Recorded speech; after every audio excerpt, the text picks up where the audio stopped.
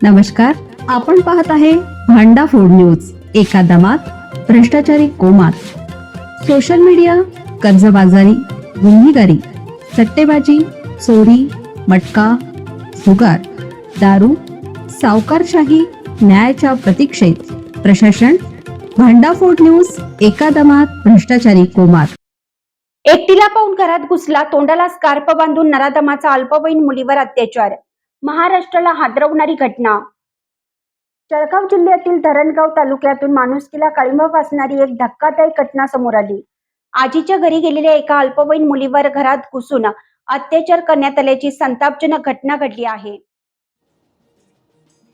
या प्रकरणी जळगावच्या MIDC पोलिसांनी तातडीनं कारवाई करत नराधम आरोपीला अटक केली आहे.